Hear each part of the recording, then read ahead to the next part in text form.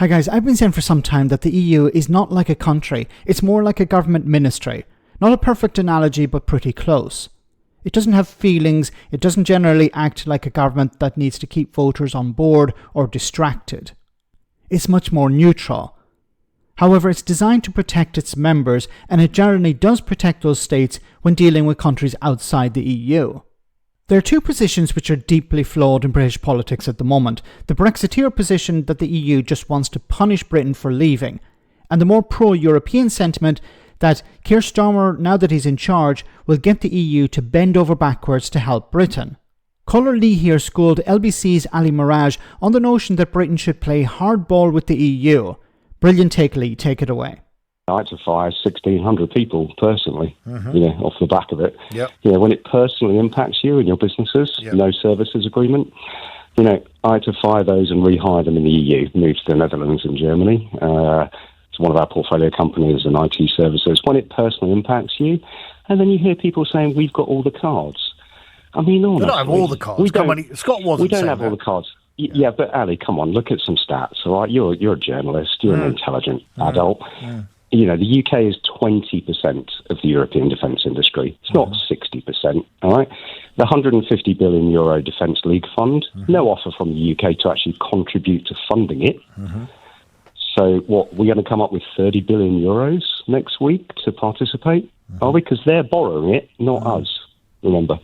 Okay, the German debt break, right? The 500 billion is coming out of Germany. Okay, they're borrowing the money. We're not borrowing the money because we can't, because our debt is so high because of the mismanagement under the last government. So we're the ones that parked ourselves in the corner. We don't even meet the Copenhagen Accords. The last time we played hardball with the EU, they fined us over €3 billion. Do you remember this, Ali? For breaching VAT and border controls with China and India. Okay, so you want to play hardball? It is an economic trading zone. Okay, it has rules. If you break the rules, you get fined. Brilliant call, brilliant call. There's so much to respond to here. First of all, I was naive to believe when Keir Starmer and Labour won a massive majority last year that they would be a massive reset with the European Union. Now, there has been a reset with the European Union. The relationship has improved dramatically. But I didn't believe that there would be this cakeism again. Remember, I want to have my cake and eat it at the same time. We've been down this road before. Do you remember the Horizon scheme? Massive investment in research and development. Massive amount of money being pumped into universities for scientific research and development. The Conservatives decided we're not going to be part of that because it costs money. Now, it's about being part of a bigger project. You invest in it and you get money back. Just like the European Union. You pay in and you get something. Like if you go to the gym, you pay your membership fee and you get access to services or access to materials or you get access to equipment. Brexiteers see it just as money going into something and not getting anything in return. And unfortunately, it seems to be the same approach when it comes to something like this. So military spending, massive amount of military spending going on in the European Union at the moment. The European Commission has allowed member states to ignore certain borrowing rules if it's about military spending. Now, Rachel Reeves has not gone down that road.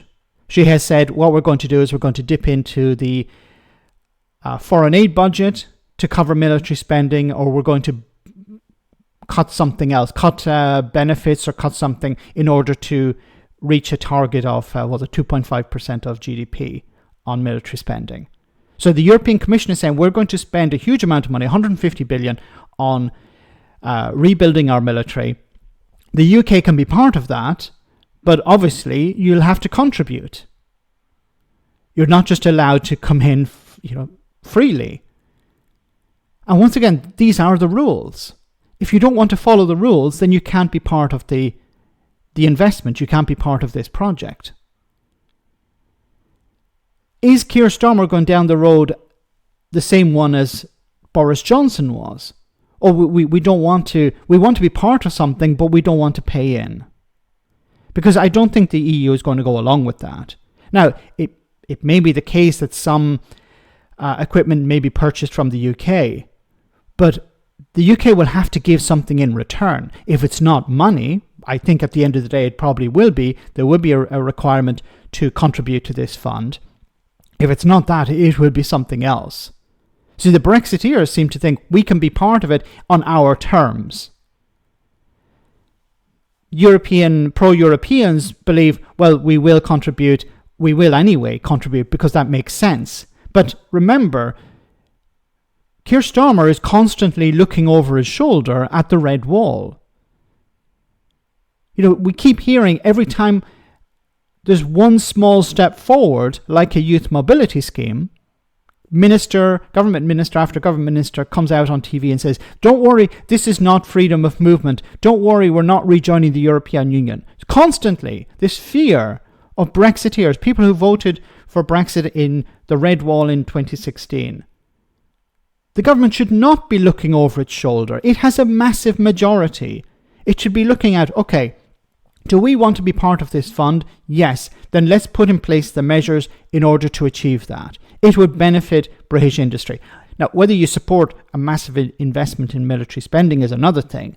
But if the UK is going down that road, then it makes sense to change the borrowing rules to allow it to achieve that. Otherwise, it's going to lose out. And no amount of being pro-European is going to change that. Keir Starmer, just because he's not a Brexiteer, is not going to get a better deal with the European Union. The European Union is going to look after its member states first. And if the UK wants to play ball and not hardball, then it will be invited in. But it's not going to be allowed in for free. And this is the point I believe that Lee is trying to make here. And does make. He makes it very well.